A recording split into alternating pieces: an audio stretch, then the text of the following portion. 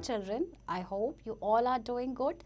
Let's start today's chapter, Computer Peripherals. Let's know about hardware, input devices, output devices, storage devices, central processing unit CPU, software, system software, and application software. A computer is an electronic machine. It works on IPO cycle. It accepts the input and processes it according to sequence of instructions to get the desired output. आपको पता है computer एक electronic machine है जो एक IPO cycle पे work करती है. IPO यानी कि इनपुट, प्रोसेसिंग एंड आउटपुट. ये इनपुट एक्सेप्ट करती है, देन प्रोसेस करती है, जो भी इसको इंस्ट्रक्शंस मिलने होते हैं उसके according. For this process, three essential components are required, namely input devices, central processing unit, and output devices. Input and output devices provide the means of communication between the computer and its user. These devices work together with the help of software and hardware and are called computer peripherals. अब इस process के लिए तीन essential components की requirement होती है जो कि आपका input device, CPU and output devices. Input and output device क्या प्रोवाइड करते हैं? ये actually means of communication provide करते हैं कंप्यूटर और इसके यूज़र के बीच में. ये डिवाइसेस साथ में काम करते हैं सॉफ्टवेयर की हेल्प से और हार्डवेयर की हेल्प से, और इन्हें कहा जाता है कंप्यूटर पेरिफेरल्स. चलिए देखते हैं सबसे पहले हार्डवेयर. द फिजिकल पार्ट्स और components of a computer system that you can see, feel and touch are called hardware. Hardware of computer system can be categorized as input devices, output devices, storage devices and central processing unit CPU. देखिए computer system के physical parts जिन्हें आप देख सकते हैं, touch कर सकते हैं, फील कर सकते हैं, ये आपके हार्डवेयर होते हैं. अब जो हार्डवेयर है कंप्यूटर सिस्टम के उसको कैटेगराइज किया गया है input devices, output devices, storage devices and CPU में. Next is input devices. An input device is an electromechanical device which is used to provide data and instructions to the central processing unit for processing. Some input devices are used in banks, supermarkets, etc. to read and capture a big amount of data quickly. You have already learned about input devices such as keyboard, mouse, light pen, etc. Now, you will learn about some input devices that are mainly used for commercial purposes. देखिए आपके input device क्या होते हैं जो कि आपको instructions देते हैं. इनका काम होता है डेटा प्रोवाइड करना, यानी इंस्ट्रक्शंस सेंट्रल प्रोसेसिंग यूनिट को देना. कुछ इनपुट डिवाइसेस आपके बैंक्स एंड सुपरमार्केट में यूज़ किए जाते हैं. कुछ इनपुट डिवाइसेस के बारे में आप ऑलरेडी पढ़ के आए हैं, जैसे कि कीबोर्ड है आपका, माउस है, लाइट पेन है. ओके, तो अब इस चैप्टर में हम पढ़ेंगे ऐसे इनपुट डिवाइसेस को जिनको कमर्शियली पर्पज़ के लिए यूज़ किया जाता है. तो चलिए सबसे पहले देखते हैं barcode reader. Barcodes are the printed horizontal stripes of vertical bars in a machine-readable format which are used for identifying specific items. In a barcode, data is represented by the width of bars and distance between them. It gives us the details of manufacturer and the product. A barcode reader scans a little label that has a barcode on it. The information is then saved on the computer. It helps a computer in keeping track of the items sold. देखिए barcode reader क्या होता है? Actually barcodes आपके printed horizontal stripes होते हैं एक vertical bar में, एक मशीन रीडेबल फॉर्मेट में, जिसको यूज़ किया जाता है किसी स्पेसिफिक आइटम को आइडेंटिफाई करने के लिए. तो बारकोड डेटा जो है वो क्या रिप्रेजेंट करता है? उसमें आपकी एक्चुअली विड्थ्स होती हैं बार्स की एंड डिस्टेंस होता है उनके बीच में. ये आपको डिटेल बताता है मैन्युफैक्चरर के बारे में, उसका क्या प्रोडक्ट है. बारकोड रीडर जो है वो एक स्कैन करता है छोटा सा लेबल जिसमें एक बारकोड होता है एंड इन्फॉर्मेशन आपके कंप्यूटर पे उसके बाद सेव हो जाती है, और उसके बाद कंप्यूटर जो है उस आइटम को ट्रैक करने के लिए यूज़ किया जाता है जो आइटम सोल्ड हो चुका है. Next is optical mark reader and OMR. An optical mark reader is used to detect pen pencil marks of pre-specified shape on a sheet of paper. It is used to check answer sheets with objective type questions where students are asked to make specific marks to indicate their answers. When a beam of light is passed through the OMR sheet, the marked areas reflect less light than the unmarked areas. Hence, the optical mark reader recognizes which options are marked. This process is called optical mark recognition. अब next है आपके पास OMR यानी optical mark reader. इसको use किया जाता है pen या pencil के मार्क को डिटेक्ट करने के लिए. एक्चुअली जैसे एग्ज़ाम देते हैं ना OMR शीट में, तो उसमें आंसर को मार्क किया जाता है. तो ये जो मार्क रीडर होता है आपका ऑप्टिकल मार्क रीडर, ये डिटेक्ट करता है. इसमें कुछ मार्क्ड एरियाज़ होते हैं, तो जो मार्क्ड एरियाज़ होते हैं उसमें लेस लाइट रिफ्लेक्ट होती है अनमार्क्ड एरियाज़ की कंपैरेटिवली. तो इसलिए जो आपका ऑप्टिकल मार्क रीडर है वो रिकग्नाइज करता है कौन सा ऑप्शन मार्क किया गया है, और इस प्रोसेस को बोला जाता है ऑप्टिकल मार्क रिकॉग्निशन। चलिए नेक्स्ट देखते हैं optical character reader, OCR. An optical character reader is used to enter text into a computer. It first produces a digital image of the text, then this digital image is converted into characters using character recognition software. These characters can be stored and processed by the computer. This process is called optical character recognition. अब आपका जो optical character reader है इसको use किया जाता है text enter करने के लिए कंप्यूटर में। ये सबसे पहले डिजिटल इमेज को टेक्स्ट में प्रोड्यूस करता है, देन डिजिटल इमेज को कन्वर्ट करता है कैरेक्टर्स में, और इसका किसका यूज़ करता है, ये कैरेक्टर रिकॉग्निशन सॉफ्टवेयर का। ये जो कैरेक्टर्स आपके होते हैं इनको स्टोर किया जा सकता है एंड प्रोसेस किया जाता है कंप्यूटर से, तो इस प्रोसेस को बोलते हैं optical character recognition. Next is magnetic ink character reader यानी कि MICR. The magnetic ink character reader is used to read special characters printed on documents like checks, etc. These characters are printed in a special magnetic ink which an MICR can read. This process is called magnetic ink character recognition. अब आपका जो magnetic ink character reader होता है इसको use किया जाता है कुछ स्पेशल कैरेक्टर्स को रीड करने के लिए, जो आपके जैसे कि आपके किसी डॉक्यूमेंट्स में आपके प्रिंटेड होते हैं, जैसे कि चेक्स में, तो ये आपके जो कैरेक्टर्स होते हैं स्पेशल मैग्नेटिक इंक से प्रिंटेड होते हैं, और उसके बाद MICR के थ्रू इसे रीड किया जाता है, और इस प्रोसेस को बोलते हैं magnetic ink character recognition. No more. MICR can read only 10 digits and 4 special characters that are required for processing. Alphabet is not available in it. अब MICR जो है वो सिर्फ 10 डिजिट ही रीड कर सकता है और 4 स्पेशल कैरेक्टर्स, इसमें अल्फ़ाबेट अवेलेबल नहीं होते हैं। A check has a check number, bank name and branch code. This information makes it easier to sort checks city-wise or branch-wise using a magnetic ink character reader. Magnetic ink character reader को आपके banks में use किया जाता है check को read करने के लिए। एक्चुअली चेक में क्या होता है, बैंक नेम होता है, चेक नंबर होता है, ब्रांच कोड होता है, तो ये इन्फॉर्मेशन से काफ़ी इजी हो जाता है सॉर्ट आउट करना कि सिटी वाइज या ब्रांच वाइज। ओके, नेक्स्ट है आपके पास card readers. Card readers are used to access the information stored on different types of cards such as magnetic stripe cards and smart cards. Card readers आपके use होते हैं कोई भी information को access करने के लिए जो कि डिफरेंट टाइप्स ऑफ कार्ड में आपके स्टोर होते हैं. तो चलिए जानते हैं, सबसे पहले है आपका magnetic stripe cards. A magnetic stripe card is a type of card capable of storing data by modifying the magnetism of tiny iron-based magnetic particles on a band of magnetic material on the card. The stripes on the magnetic stripe cards can contain up to 60 characters. These characters can include number or digits. Alphabet is not available on stripes. When the card is made, the information is put onto the stripe. It is never changed. Physical damage or contact with liquids can lead to the loss of the information stored on the card.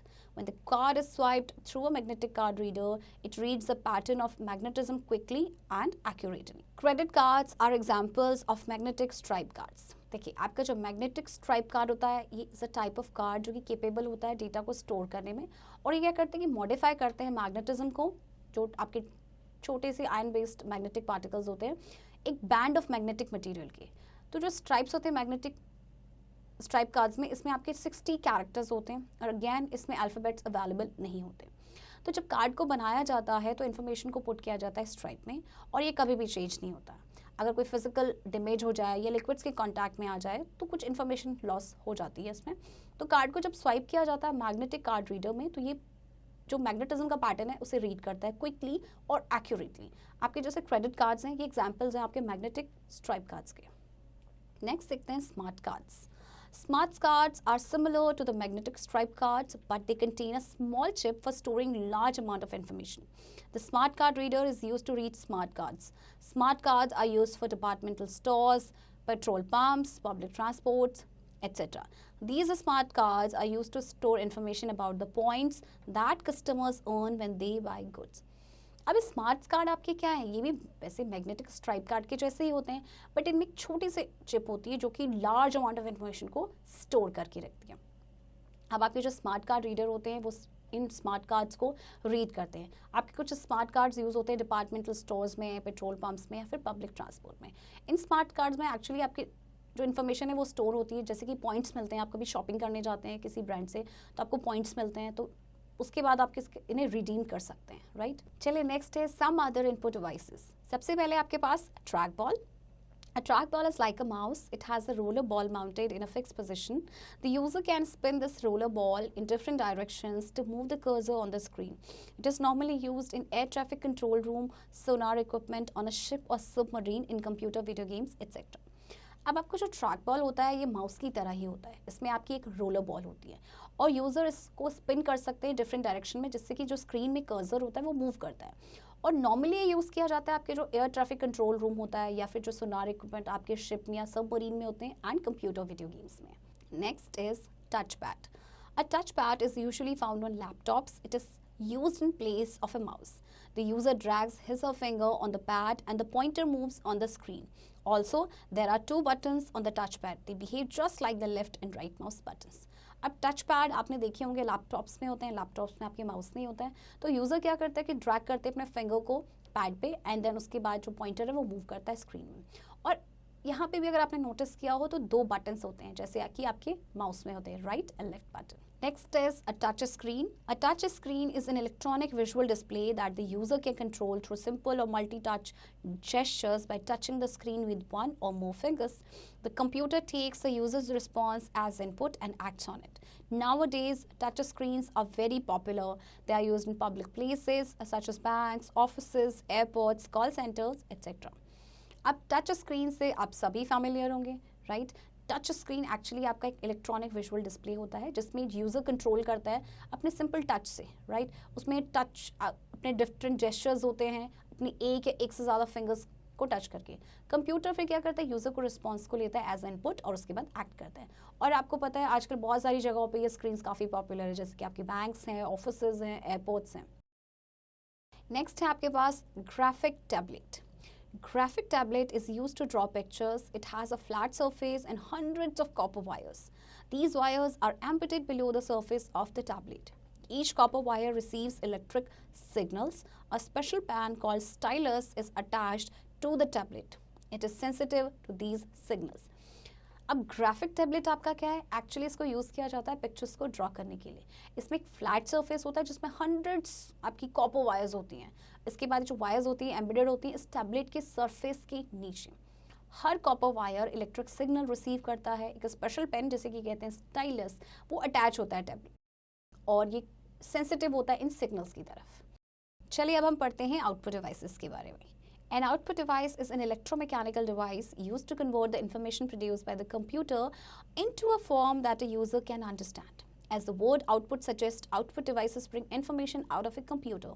You have already learned about output devices such as monitors, speakers, etc. Now, you will learn about various other types of output devices. देखिए अभी हमने input devices के बारे में बात की, अब हम बात करेंगे आउटपुट डिवाइसेस। आउटपुट डिवाइसेस के बारे में आपको पता ही है, आउटपुट डिवाइस क्या करते हैं, आप यूज़र जो इनपुट डालता है कंप्यूटर में वो उसे प्रोसेस करते हैं, राइट। आपने बहुत सारी आउटपुट डिवाइसेस के बारे में प्रीवियस क्लासेस में पढ़ा होगा जैसे कि मॉनिटर, स्पीकर्स। अब इस क्लास में हम थोड़े और आउटपुट डिवाइसेस के बारे में पढ़ेंगे। चलिए सबसे पहले बात करते हैं प्रिंटर की। Printer is used to produce hard copy of the output called print out. Some printers print only textual information, whereas some also print graphics. The quality of a printer is determined by its resolution. Printers differ in terms of technology, speed, cost, and quality of printing. देखिए printer आपको पता है ये आपकी output की hard copy को produce करता है जिसे हम कहते हैं प्रिंट आउट। कुछ प्रिंटर्स जो हैं सिर्फ टेक्सचुअल इन्फॉर्मेशन को ही आपका प्रोड्यूस करते हैं, जबकि कुछ ऐसे होते हैं जो कि ग्राफिक्स को भी प्रिंट करते हैं। अब जो क्वालिटी होती है प्रिंटर की वो डिटरमिन होती है इसके रेजोल्यूशन से। प्रिंटर्स आपके डिफर भी होते हैं in terms of technology, speed, cost and quality of printing. No more. Some banks like PNB, SBI, etc. provide self-service passbook printing machines for the entry of passbook. So people do not need to stand in a long queue for just getting transaction entry in their passbooks. कुछ आपके ऐसे banks हैं जैसे कि SBI and PNB, ये actually provide करते हैं self service passbook printing machine. इससे अब क्या होता है कि अब जो लोगों को लंबी लाइन में नहीं खड़े होना पड़ता है सिर्फ अपने पासबुक में एंट्री कराने के लिए। Printers are classified into 2 basic categories, impact and non-impact printers. अब printers की आपकी 2 categories हैं, तो सबसे पहले हम बात करते हैं impact printers की। These printers are some striking technique to print characters on paper. They have a print head that presses an ink ribbon to the target medium for printing. Examples of impact printers are dot matrix, daisy wheel and drum printers. अब ये impact printers क्या होते हैं? ये printers actually use करते हैं striking technique को, characters को ये पेपर पे प्रिंट करते हैं. इसके अलावा इनका एक प्रिंट हेड होता है जो कि प्रेस करता है इंक रिबन को आपके टारगेट मीडियम पे. तो कुछ एग्जांपल्स हैं आपके हैं जैसे कि dot matrix, daisy wheel and drum printers. Next है आपका non impact printers. These are commonly used printers nowadays. These printers do not strike the character against the ribbon to print. They print by transferring the image electronically, magnetically and thermally. The printing quality of these printers is very good. Examples of non-impact printers are inkjet printers and laser printers. आपके जो non-impact printers हैं ये आजकल commonly यही use होते हैं. Actually ये character को स्ट्राइक नहीं करते रिबन के अगेंस्ट जब वो प्रिंट होते हैं. इसके अलावा ये इमेज को electronically, magnetically and thermally transfer करते हैं. इनकी क्वालिटीज़ भी काफ़ी अच्छी होती है और कुछ एग्जांपल्स हैं आपके जैसे कि inkjet and laser printers. Next हम बात करेंगे प्लॉटर्स की. A plotter is an output device used to produce high quality graphics, charts, graphs and diagrams. Plotters are used in cartographic graphics and design works to produce high precision outputs such as maps, engineering and architecture, drawings, etc. They use ink pens or jets of ink to create graphics on paper or polyester film. They are slow devices, but the graphics they have produced are very good quality. अब देखिए आपके plotter आपका एक output device होता है जिससे कि high quality graphics, charts, graph या डायग्राम्स को प्रोड्यूस किया जा सकता है.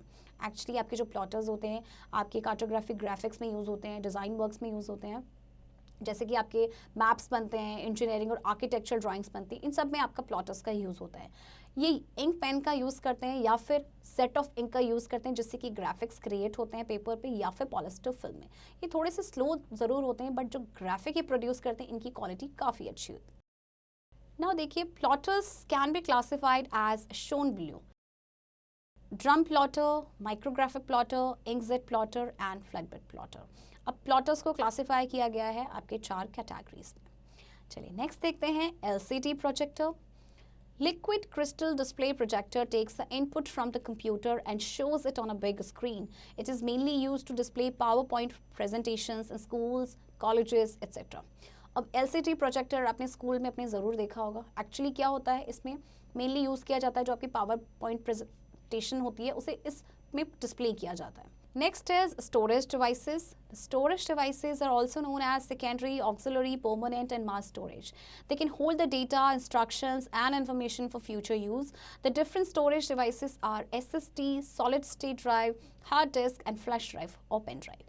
देखिए स्टोरेज डिवाइसेस का काम क्या होता है कि जो भी इंस्ट्रक्शंस हैं या इन्फॉर्मेशन है उसे फ्यूचर यूज़ के लिए होल्ड करके रखना. जैसे आपके एग्जांपल्स हैं आपका फ्लैश ड्राइव जिसे पेन ड्राइव भी कहते हैं, हार्ड ड्राइव और आपका SSD. Next is Central Processing Unit, CPU. The Central Processing Unit can be identified as a digital circuit that processes data according to given instructions. Whatever task performed by the computer in all such instances, the Central Processing Unit runs in the background. The main function of the processor is to execute instructions stored in a computer program. That is, it gets data and processes them according to given instructions. While the central processing unit cannot be observed from outside, it is positioned, fixed on the motherboard inside the system unit. देखिए आपका central processing unit क्या करता है, जो भी आपको information आप computer को प्रोवाइड करते हैं ये उन्हें प्रोसेस करता है. राइट तो मेन फंक्शन क्या होता है प्रोसेसर का कि इंस्ट्रक्शंस को एग्जीक्यूट करना जो कि आपके कंप्यूटर प्रोग्राम में स्टोर होती हैं. यानी कि ये डेटा लेता है देन प्रोसेस करता है और प्रोसेस कैसे करेगा जो भी इसे इंस्ट्रक्शंस मिलेंगे. आपका जो CPU है आप उसे आउटसाइड से तो नहीं ऑब्जर्व कर सकते बट आपके मदरबोर्ड में होता है. Next is software. Computer works as per our instructions. A group of instructions is called a program. The set of computer programs that is required to run or operate a computer system is called software. Software can be classified as shown below. देखिए computer work करता है as per are instructions. जैसे हम उसे instructions देते हैं तो group of instructions को कहा जाता है program. And the set of computer programs जिसकी रिक्वायरमेंट होती है कंप्यूटर को रन करने के लिए, ऑपरेट करने के लिए, उसे कहते हैं software.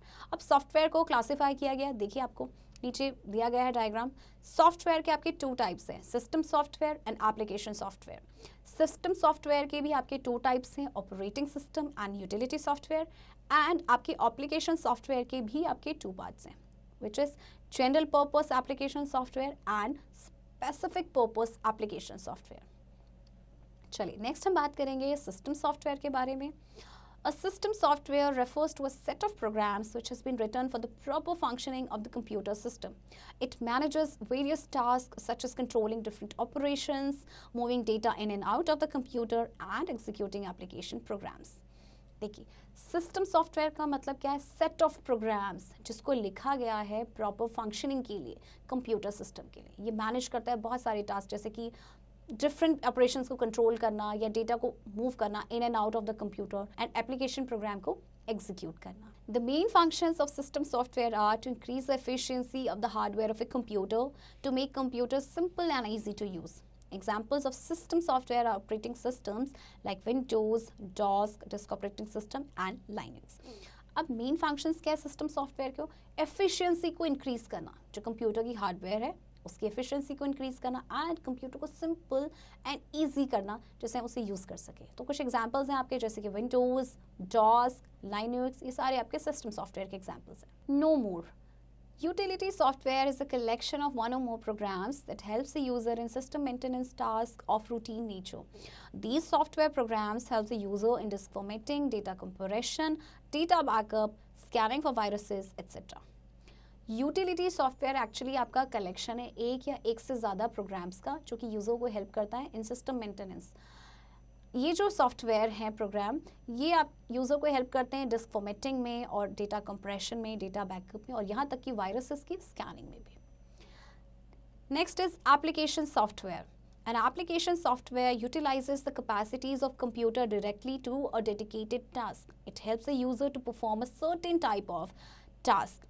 Notepad, Paint, Calculator, Adobe Photoshop, MS Office, MX Player, and AutoCAD are some examples of application software.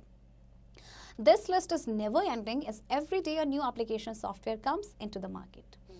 देखिए आपके जो एप्लीकेशन सॉफ्टवेयर है ये क्या करते हैं, ये यूज़र को हेल्प करते हैं सर्टेन टाइप ऑफ टास्क को परफॉर्म करने के लिए। जैसे आपके बहुत सारे एग्जांपल्स हैं, जैसे आप पेंट करना है तो paint, notepad, calculator, Adobe Photoshop, बहुत सारी, और लिस्ट यहाँ पे एंड नहीं होती है। एक्चुअली हर दिन एक नया एप्लीकेशन सॉफ्टवेयर मार्केट में आ जाता है। Quick review. Input and output devices work together with the help of software and hardware and are called computer peripherals. The physical part or components of a computer system that can be seen, felt and touched are called hardware. देखिए input and output devices जो होते हैं computer के, वो साथ में काम करते हैं सॉफ्टवेयर और हार्डवेयर के, और इन्हें कहते हैं कंप्यूटर पेरिफेरल्स। आपके जो फिजिकल पार्ट या कंपोनेंट्स है कंप्यूटर के जिन्हें हम देख सकते हैं, टच कर सकते हैं, वो आपके होते हैं hardware. An input device is an electromechanical device which is used to provide data and instructions to the CPU for processing. Input device का क्या काम होता है, instructions देना CPU को। Barcode reader, optical mark reader, optical character reader, magnetic ink character reader, card reader, etc. are the examples of input devices.